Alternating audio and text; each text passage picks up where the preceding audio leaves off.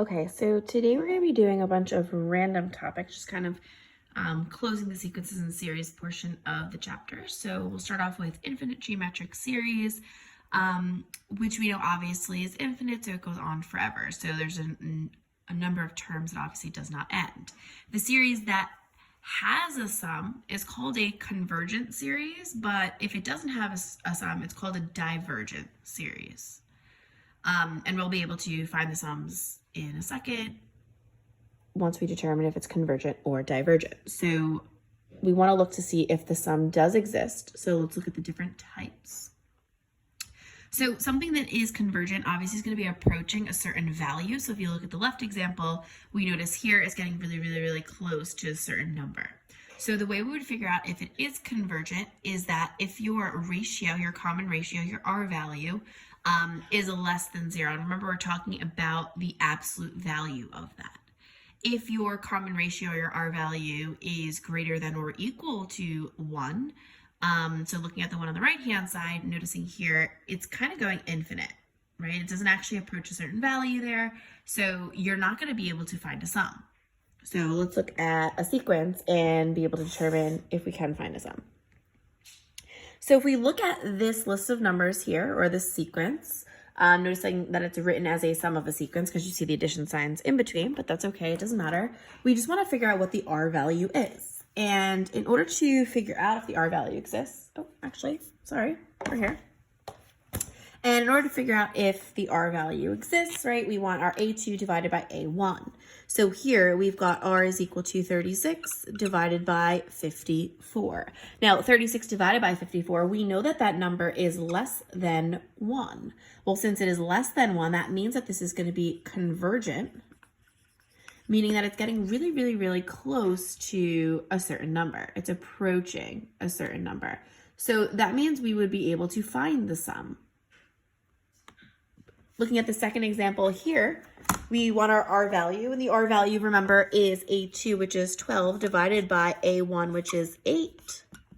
And we know, I don't even need to simplify that, right? But I know that that value is obviously greater than 1, and we know that when we're talking about the inequality, we're talking about greater than or equal to 1, but that's okay. We realize that this is something that is divergent. So it is not approaching a certain value, and when it's divergent, you are not able to actually find the sum. So if the sum exists, right, we want to go ahead and figure out first if it is convergent or divergent, so we need the R value. So the R value here is 6/15 divided by 2/3, and we've got this complex fraction that we know that we have to keep change flip. So 6/15 times 3/2. And without a calculator, we can just simplify this. We know 3 goes into 3 once, 3 goes into 15 5 times, 2 goes into 2 once, and 2 goes into 6 3 times. So multiplying straight across there, we've got 3/5.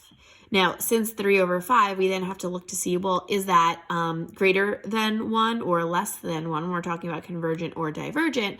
And since we know that this is less than 1, we know that this is convergent.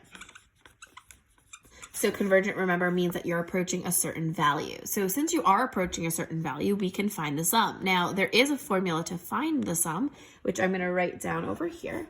So the sum formula then for an infinite geometric series is S is equal to A sub 1 all over 1 minus R. So we know those values and we can then substitute in. So remember, you can only use this if it is convergent. You can find the sum. So we substitute in, we know our A1 value is the first term in the sequence. So for this one, we have 2/3 all over 1 minus R. The R value, which we just found out, was 3/5. We would just plug this into your calculator and we would get 5/3. So that would be the sum of this sequence. So looking at the top one, being able to figure out what the sum would be here is, first we need to figure out if it's convergent or divergent. So we look at the R value. And the R value here, remember, is A2, which is 9, divided by A1, which is 6. And 9 divided by 6, we know that that value is obviously larger than 1. If it is larger than 1, we know that this is divergent. And since it is divergent, we cannot actually find the sum here. Let's look at the next one. So notice how it's written. It's written here in sigma notation. Well, we could still figure out the different values. So if we're looking to see if it's convergent or divergent, you really want to look to see if it's greater than or equal to 1. Now think about your formula here.